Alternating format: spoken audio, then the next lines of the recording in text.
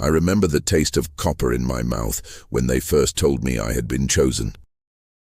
The words came from Adept Thalassin, delivered in that monotone voice all administratum clerks seemed to perfect after their first decade of service. Citizen Kalen Voss, designation 77 Alpha 992. You have been selected for the Emperor's sacred service. He did not look up from his data slate when he spoke. His augmetic eye worded softly as it processed the information scrolling across the screen. The sound reminded me of the grinding wheels in the manufactorum where I had worked for the past 15 years. I stood there in the grey processing chamber, bare feet cold against the metal floor, and tried to understand what those words meant. Sacred service. I had heard whispers, of course. Every citizen of Terra knows there are those who disappear into the depths of the Imperial Palace, never to return. We tell ourselves they are blessed. We tell ourselves they serve a purpose greater than any of us can comprehend. We tell ourselves many things to sleep at night. The copper taste grew stronger. I realized I had bitten my tongue. There must be some mistake, I said, though my voice sounded small in the echoing chamber. I am just a factory worker. I maintain the grinding wheels for wheat processing in Sector Gamma 7. I have no special skills, no training, There is no mistake. Adept Thalassin finally looked up. His human eye was brown, tired, surrounded by the pale skin of someone who had not seen natural light in decades. The selection process is thorough. Your genetic markers, your psychic resonance levels, your psychological profile, all have been reviewed and approved. You will report to Sanctum Level Omega 33 at the 19th hour for preparation. The chamber felt smaller suddenly. The walls, painted that institutional beige that exists nowhere in nature, seemed to press inward. The fluorescent lumens hummed overhead with a frequency that made my teeth ache. I became aware of my breathing, how shallow it had become, how the recycled air tasted of metal and disinfectant.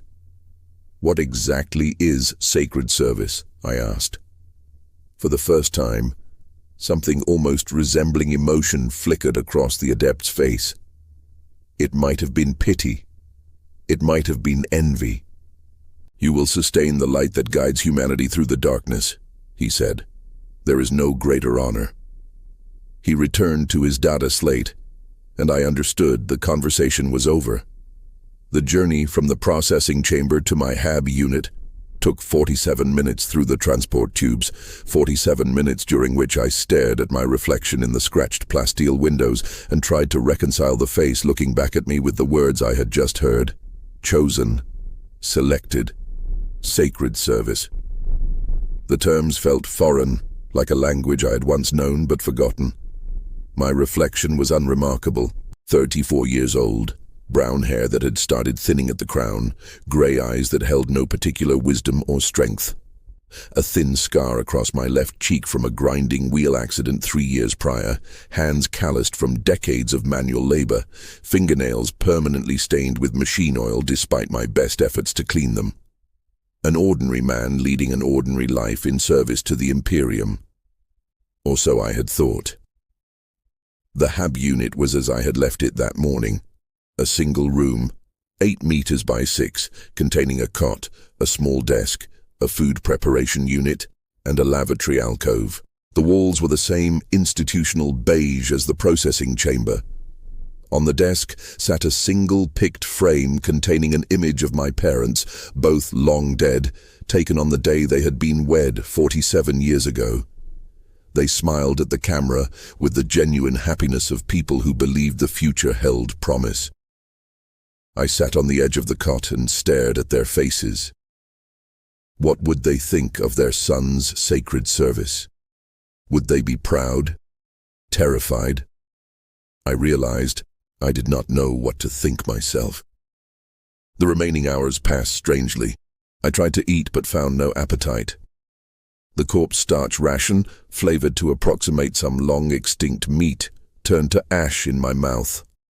I tried to read from the small collection of approved texts I kept in my desk drawer, but the words swam before my eyes without meaning. The Prima Imperialis, which I had read hundreds of times, might as well have been written in an alien tongue. I tried to sleep, but found myself staring at the ceiling panels, counting the small imperfections in the metal plating. 63 dents, 12 rust spots, one panel slightly misaligned with its neighbors. When the chime sounded for the 19th hour, I was ready. The transport system that carried me to Sanctum Level Omega 33 was unlike anything I had experienced in my years on Terra. Most citizen transport tubes were utilitarian affairs designed to move large numbers of people efficiently through the Hive City's endless corridors. This was different. The capsule was smaller, lined with what appeared to be actual wood rather than the synthetic materials I was accustomed to. Brass fittings gleamed in the soft yellow light, and the air smelled of incense rather than recycled atmosphere. There were 7 other passengers in the capsule with me, all of us selected for sacred service, all of us trying to process what that meant. We sat in silence, each lost in our own thoughts, our own fears, our own attempts to understand the magnitude of what was happening to us. The woman across from me was young, perhaps 25, with the pale complexion and slightly hunched posture of someone who spent their days bent over data slates in the administratum's endless filing chambers. Her hand shook as she clutched a small pendant in the shape of the Imperial Aquila. When she noticed me watching, she offered a weak smile that did not reach her eyes. "Mira Caney," she said softly. "Data analyst, 3rd class, Sector Beta 9, Kalin Voss," I replied. "Maintenance technician, Gamma 7. The elderly man beside her looked up from his own contemplation. His hands bore the distinctive burn scars of someone who had worked with promethium for decades. "Marcus Thorne," he said in a voice roughened by years of breathing industrial fumes. "Fuel processor. Been in the deep works for 38 years. Figured I'd die down there among the pipes and burners. Never expected this." One by one, the others introduced themselves. Helena Vex, a young woman barely 18 who had been working in the textile manufactorum since childhood. Dmitri Vasquez, a middle-aged man whose augmetic arm marked him as a former tech servitor operator. Jaron Cole, a teenager whose nervous energy suggested he had been pulled from one of the lower Hive's youth brigades. Senna Thale, an older woman whose lined face spoke of years in the agrodomes, coaxing life from Terra's poisoned soil. Ordinary people, workers, the backbone of the Imperium's vast industrial machine. None of us heroes, none of us particularly special. Just citizens who had somehow drawn the attention of the selection algorithms that governed such things. "Do any of you know what sacred service actually entails?" asked Dmitri, his augmetic fingers tapping nervously against his thigh. No one answered immediately. Finally, Marcus spoke up. "My grandfather used to tell stories," he said, "back when he was young, before the purges of Gehenna. He claimed to know someone who had worked in the deep levels of the palace. Said there were places down there where they fed souls to machines, where they turned people into batteries for things too terrible to name." "That's just superstition," Mira said, though her voice lacked conviction. "The Emperor protects. Whatever we're called to do, it serves a purpose." "All service serves a purpose," Helena replied quietly. "That doesn't mean we survive it." The transport capsule began to descend more rapidly. Through the small windows I could see the architecture changing as we went deeper. The utilitarian corridors of the upper hive gave way to more elaborate construction. Stone replaced metal. Gothic arches soared overhead, carved with symbols that seemed to writhe when viewed directly. The air grew thicker, heavy with incense, and the ozone smell of high-energy machinery. We were entering the true heart of the Imperial Palace now, the domain of the Adeptus Mechanicus, where technology and faith merged into something that transcended both. Servo skulls drifted past the windows, their eye sockets glowing red in the dim light. Occasionally we passed chambers filled with massive machines, whose purpose I could not begin to guess. Pipes thick as hab-block corridors carried fluids that glowed with their own light. Cables the size of transport tubes pulsed with electrical current. And everywhere, carved into every surface, painted on every wall, etched into every piece of machinery, was the symbol of the Imperial Aquila, the two-headed eagle that represented humanity's dominion over the galaxy, its wings spread wide, its heads turned to watch both the past and the future. But down here in the depths, the symbol seemed different somehow, more predatory, as if the eagle was not protecting humanity so much as preparing to devour it. The descent continued for what felt like hours, past foundries that glowed with the heat of artificial suns, past libraries where servo-scribes recorded information on scrolls of human skin, past chambers filled with vat-grown creatures that I tried not to look at too closely. The deeper we went, the more oppressive the atmosphere became. The weight of 10 millennia of accumulated faith and technology pressed down on us like a physical thing. Finally, the transport came to rest with a soft, pneumatic hiss. Beyond the doors lay a corridor that stretched away into shadows, lined with statues of saints I did not recognize. Their faces were twisted in expressions of ecstasy and agony, their hands reaching towards something unseen. Lumens flickered in alcoves, casting dancing shadows that made the statues appear to move. "Citizens, you will follow. You will not speak unless spoken to." The voice belonged to a figure in red robes, a tech adept of the Mechanicus whose face was hidden behind a brass mask, shaped like a human skull. His movements were precise, mechanical, as he gestured for us to exit the transport. Other robed figures waited behind him, silent and still as the statues that lined the corridor. We followed them through passages that seemed to stretch forever. The air grew thicker with each step, heavy with the smell of sanctity and electricity. The sounds of the palace pressed in around us, the distant hum of massive generators, the chanting of tech priests performing their rituals, the whisper of servo skulls passing overhead, and underneath it all, so low it was felt rather than heard, a deep thrumming that seemed to come from the very foundations of the structure, the heartbeat of something vast and terrible. We passed through checkpoints guarded by Skitarii rangers, their augmetic limbs clicking and whirring as they scanned us with devices I did not recognize. Each checkpoint took us deeper into the palace, further from the world I had known, closer to whatever fate awaited us in the depths. The corridors began to change again. The Gothic arches gave way to something older, more primitive. Rough-hewn stone replaced worked marble. The carvings became less elaborate, but somehow more disturbing. Symbols that hurt to look at directly, faces that seemed to watch us as we passed. Words in languages that had been old when Terra was young, and still we descended. The air itself seemed to thicken, taking on an almost liquid quality that made breathing an effort. The temperature fluctuated wildly, scorching heat giving way to bone-deep cold without warning. The lumens flickered more frequently, sometimes leaving us in darkness for long moments before sputtering back to life. It was in one of these dark moments that I heard something that chilled me to the bone, a sound so low it was barely audible, yet so filled with anguish that it seemed to reach directly into my soul and squeeze. It lasted only a moment before the lumens returned, and the tech adepts continued their measured pace, but I knew I would carry the memory of that sound for whatever time remained to me. It was the sound of someone screaming in a place too deep for sound to carry. We came at last to a massive archway, flanked by 2 custodian guards. Even motionless, even silent, they radiated a presence that made my breath catch in my throat. These were not ordinary soldiers.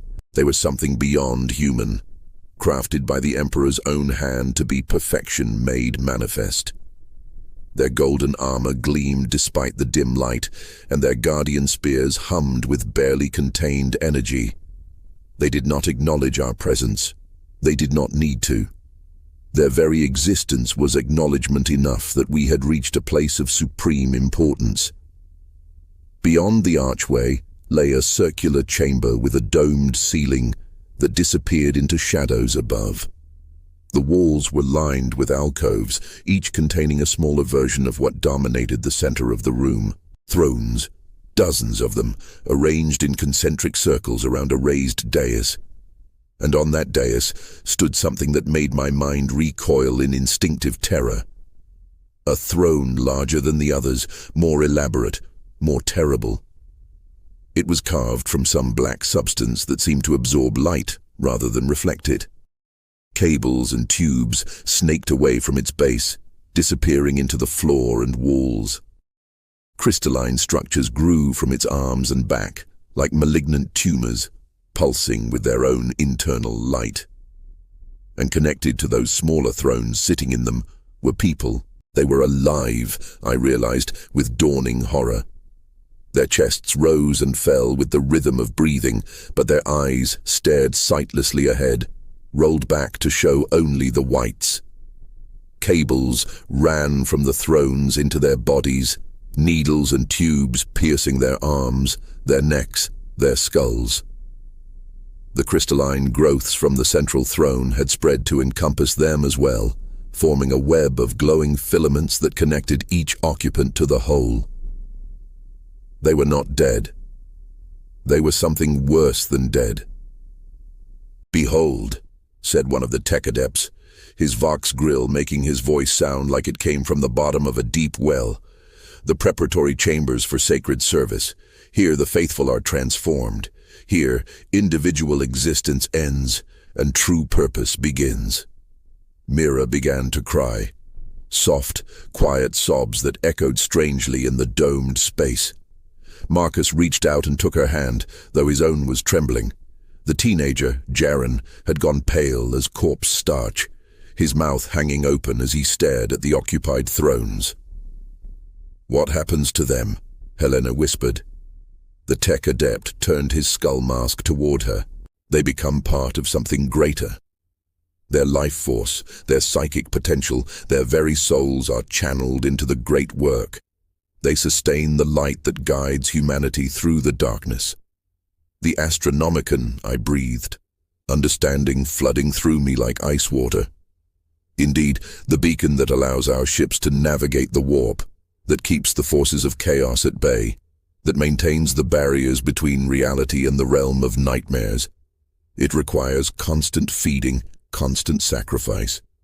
The souls of the faithful, willingly given, transformed into the light that preserves our species." The truth of it hit me like a physical blow. I had heard of the Astronomican, of course. Every citizen of the Imperium knew of the great light that shone from Holy Terra, guiding our ships through the treacherous currents of the warp. But I had never connected it to this. Never understood that the light was literally made from human souls, burned away to fuel something beyond comprehension. 1,000 souls a day, the tech adept continued, his mechanical voice devoid of emotion. "For 10,000 years, the price of our survival, paid in the currency of human life. You have been selected to join that number, to add your essence to the great beacon, to become part of the Emperor's will made manifest. 1,000 souls a day. The mathematics of it were staggering. Over 10 millennia, billions of people had sat in chairs like these.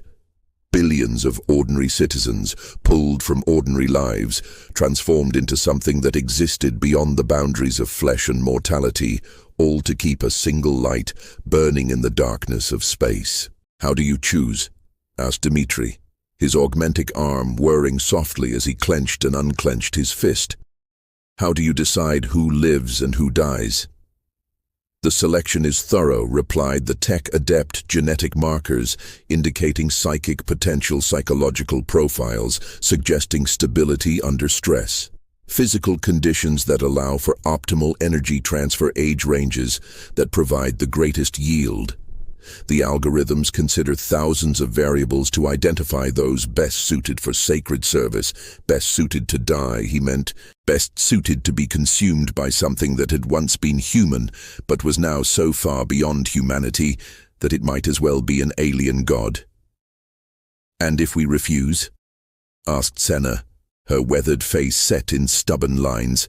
The tech adept's mask turned toward her with mechanical precision. Refusal is not possible. The selection has been made. The Emperor's will cannot be denied. You may approach your transformation with acceptance and find peace in service, or you may resist and find only suffering. The outcome remains the same.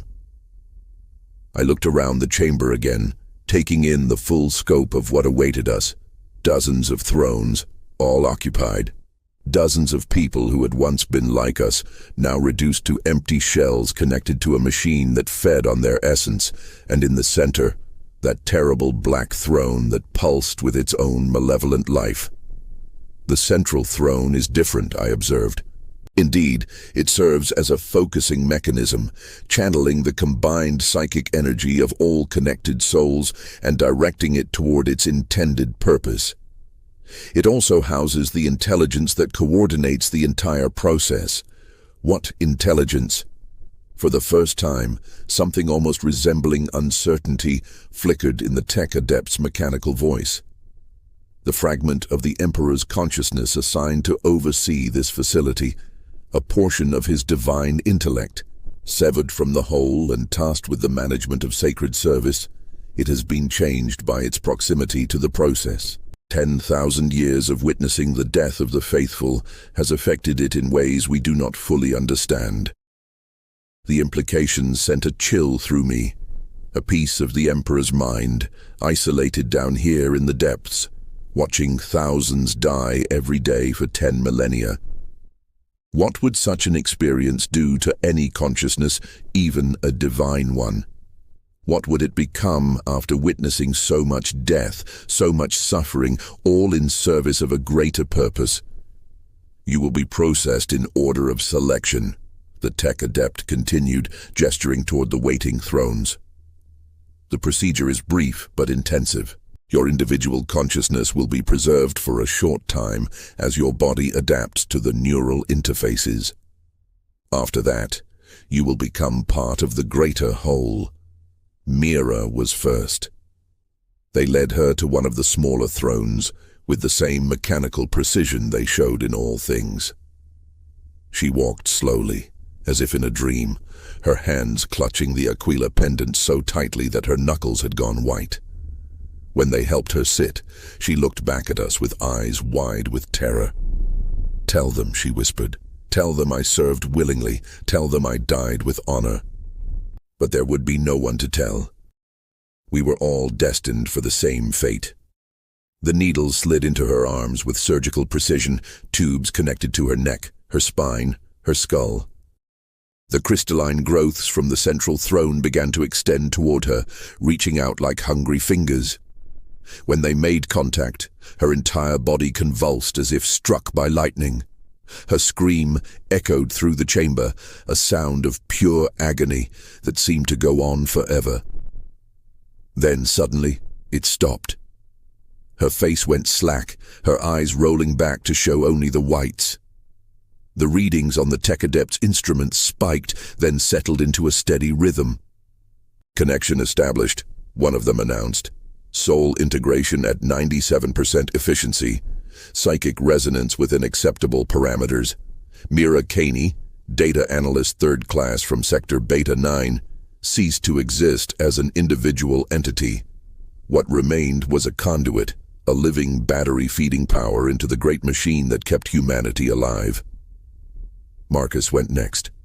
The old fuel processor faced his fate with stoic dignity, settling into his assigned throne without resistance. "Worked with fire all my life," he muttered as the needles found their marks.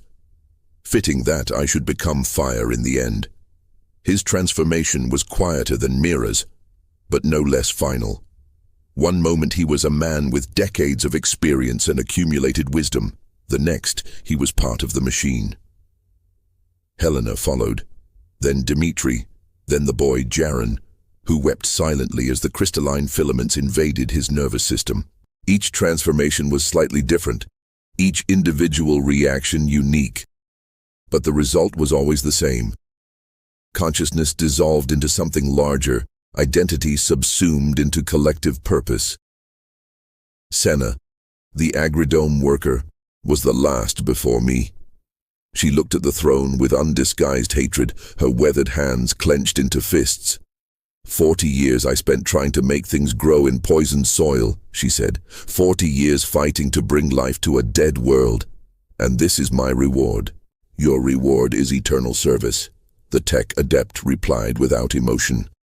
Your essence will guide ships across the galaxy. Your sacrifice will preserve millions of lives. What greater purpose could any individual serve?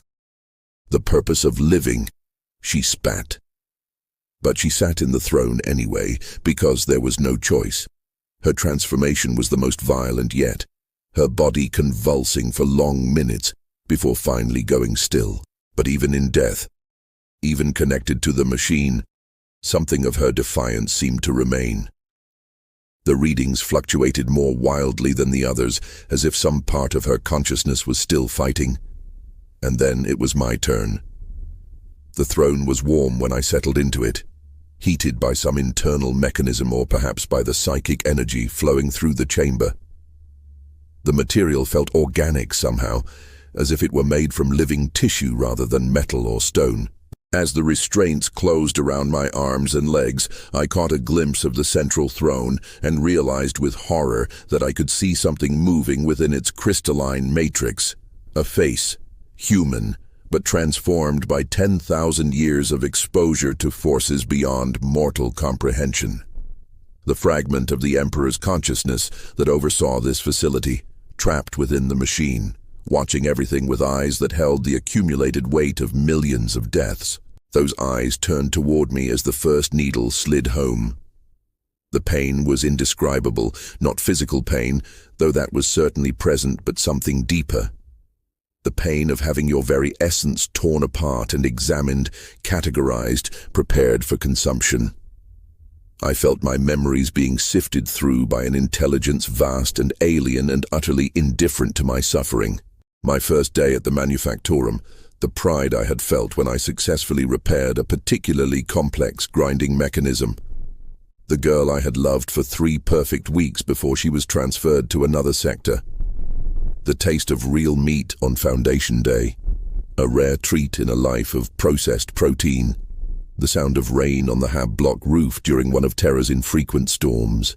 All of it catalogued, filed away, prepared for integration into the greater whole. But there was something else in the examination. A presence that felt different from the cold, analytical intelligence that was processing my memories. Older, more human, infinitely sad. The fragment of the Emperor's consciousness trapped within the central throne was not just observing the process, it was participating in it, adding its own sorrow to the transformation. Each death diminished it somehow. Each new soul added to the choir took something away from what it had once been. I am sorry, it whispered directly into my dissolving mind. I am so very sorry. The voice was not the mechanical drone of the tech adepts or the inhuman majesty I had expected from anything connected to the Emperor.